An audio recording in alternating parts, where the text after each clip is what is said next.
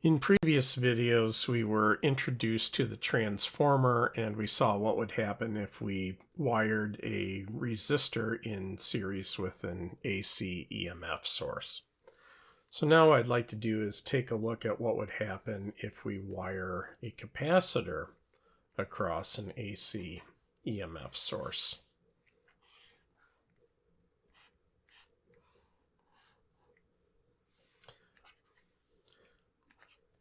So when analyzing these things, the important thing to remember, and this is going to be a slogan for us, is that only a resistor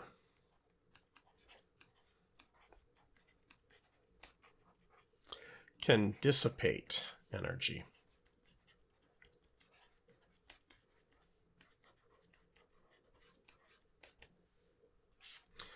Now, with a capacitor here, and of course we're talking about an ideal capacitor, we remember that a capacitor can temporarily store energy in its electric field.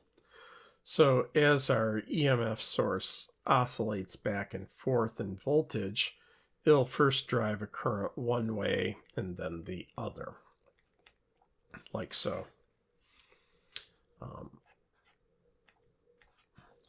And so we'll have across the capacitor a voltage difference.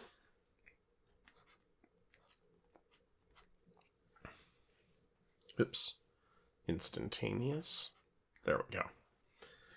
So, however, when we think about this, let's say just for the moment that at this particular instance the current is flowing down. Then what's going to be happening is we're going to be building up positive charges on the upper plate and we'll be building up negative charges on the lower plate. So this means that, when we also remember that the charge is equal to CV, and our voltage is going to be our max times cosine of omega t, the current through this branch of the circuit. Remember, technically there's no current going through the capacitor, because if it were, you're jumping a spark. But the current through the branch that includes the capacitor is going to be dq dt, because this is the rate at which charges are moving through, so that's the rate at which charges are piling onto the capacitor. So I can differentiate q here. Derivative of cosine is minus the sine. And then I have to take the derivative of what's inside. The derivative of omega t with respect to time is just omega. So I'll get a minus omega c vc sine of omega t. Now, if we remember our trig identities, the negative of a sine is equal to the cosine of the thine plus a phase of pi over 2. So we'll write it as the instantaneous current is equal to omega c Vc cosine of omega t plus pi over 2. Now, if this were a resistor, which it isn't, but if this were, we would be expecting to see that I would have like a V over R to give me a current. Instead here I have this omega C. So we define the capacitive reactance, and the symbol for that is a capital X sub C, to be 1 over omega C. And yes, this does indeed turn out to have units of ohms. So I like to think of this as an R-like quantity. And in fact, for maximum and RMS values, but not instantaneous, we can write that the voltage across the capacitor is equal to the current through that branch times XC. So this is only for RMS and max values, but not instantaneous. And the reason why not instantaneous is that we can look here and we can see the voltage is going as cosine omega t, but the current is going as cosine omega t plus pi over 2. So let's plot that out. So again, like we were doing earlier, we'll plot both the voltage and the current, and I'll do voltage in green again.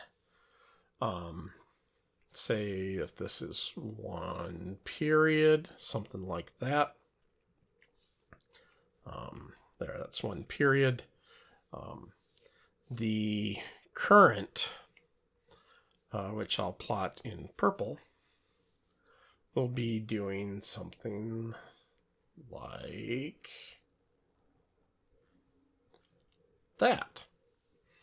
So we'll go ahead and label that that is the current, and we will label that that's the voltage. So what's happening here is, if we look at this, at any given time, say if we look at this feature here, this happens a quarter of a period before it happens over here. So this is a quarter of a period, and this corresponds to a phase difference of pi over 2 radians, or if you prefer, 90 degrees. So what we say is that in a capacitor,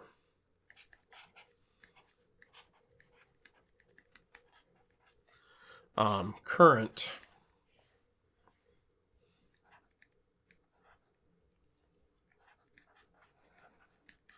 leads voltage by 90 degrees. So let's go ahead and just work through a quick problem here. Let's say that the peak current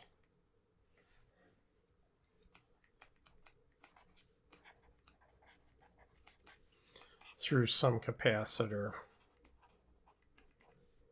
or technically a branch that contains the capacitor, is 10 milliamps. What will it be if the EMF frequency is doubled?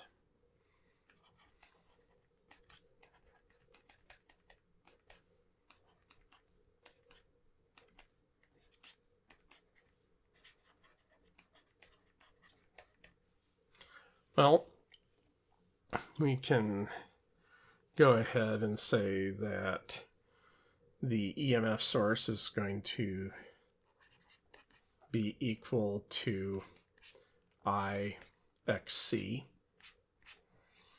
and this will be both before and after. So after will be I prime XC prime. So I prime will equal I times XC over XC prime.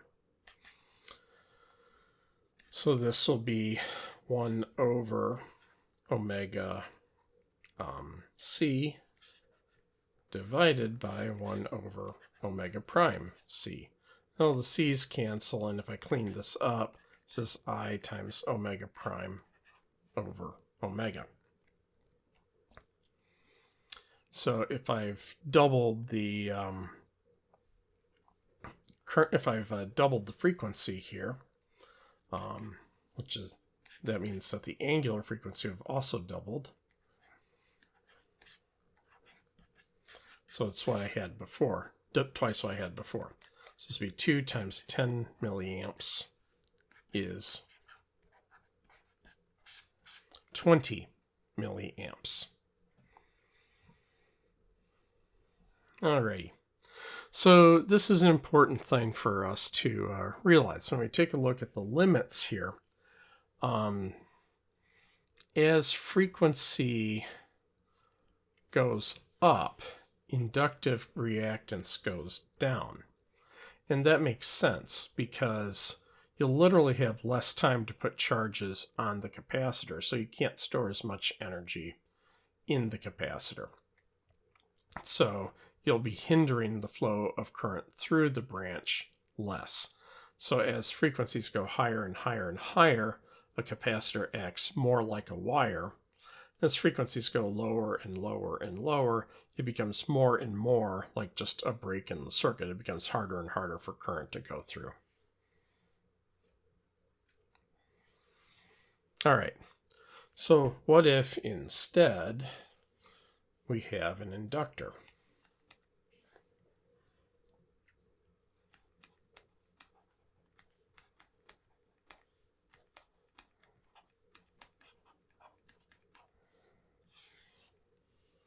So again, same deal. We'll have ourselves an EMF source and, whoops,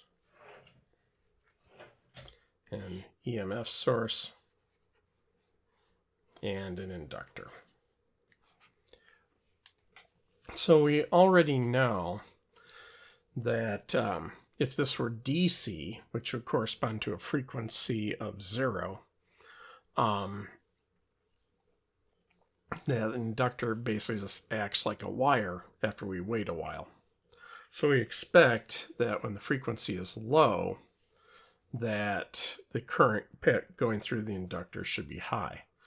As the frequency gets high, the rate at which the magnetic flux through the inductor is changing increases.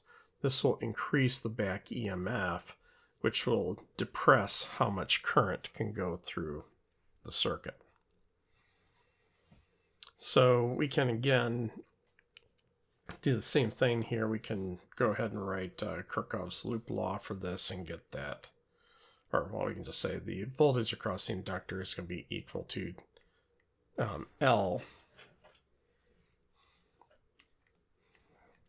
di dt.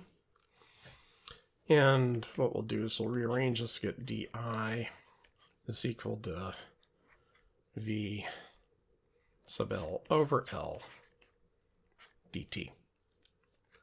And then we can just integrate both sides. So integrating the left side, the integral di is just going to be I.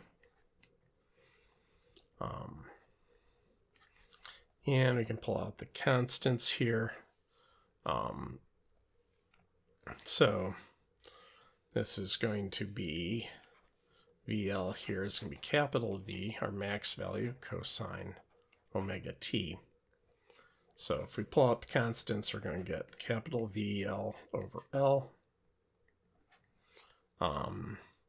Integral from 0 to t dt cosine of omega t. Well, the integral of cosine is just plain the sine. And in this case, we'll pick up a 1 over omega when we integrate this.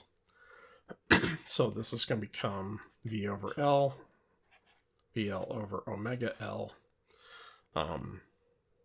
sine of omega t.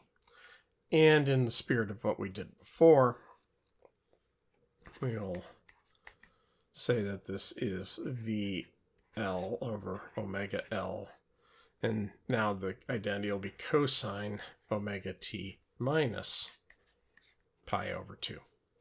And again, here, our R-like quantity, again, it's not a resistance, but it is something that sets the scale of the current passing through the circuit. The inductive reactance here will just be omega L. And yes, again, the units of this are going to work out to be ohms. So again, for RMS and max values, but not for instantaneous values, we can say that the voltage across the inductor is equal to the current through the inductor times the inductive reactance. Again, no energy is being dissipated by the inductor, but this is just how the current is constrained by how the magnetic field is reacting to the EMF source. So again, this is for RMS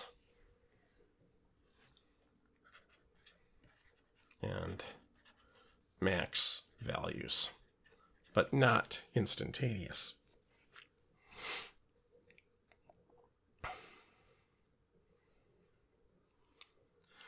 So if we go ahead and plot our voltage and current again. Yeah. There we go. And again, I'll just plot it out for a period. We'll once again go ahead and make the voltage green.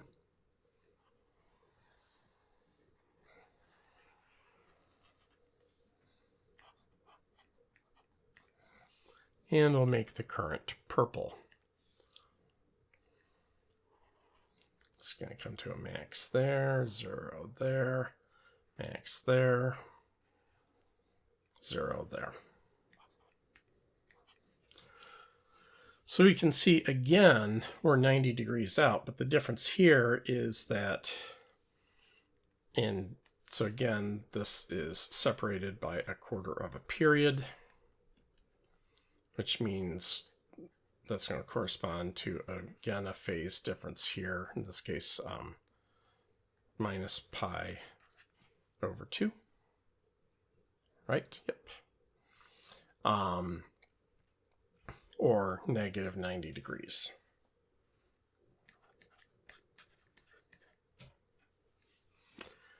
So this means here that if, say, the voltage comes to a peak here, the current came to a peak later. So we will say that here that the current lags the voltage. Means comes later by 90 degrees.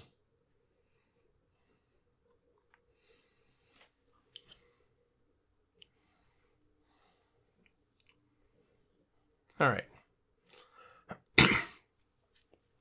Let's just do real quick. Let's say we have a 20 millihenry inductor, and we have an AC generator that's producing a peak EMF of 10 volts. I'd like to know what the peak current through the inductor is.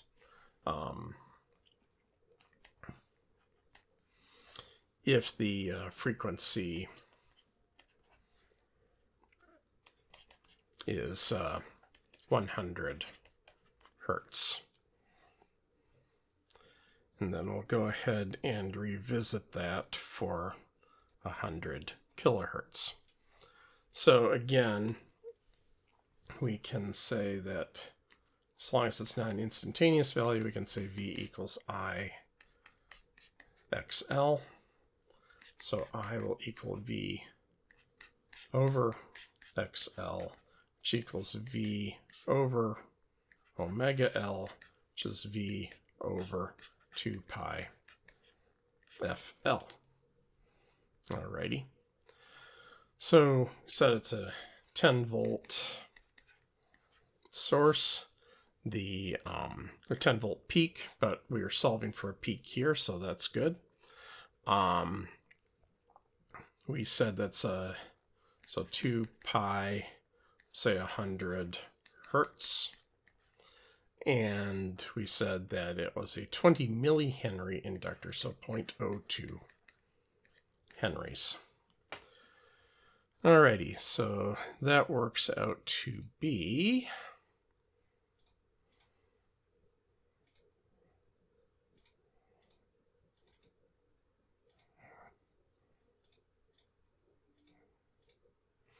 about 0.8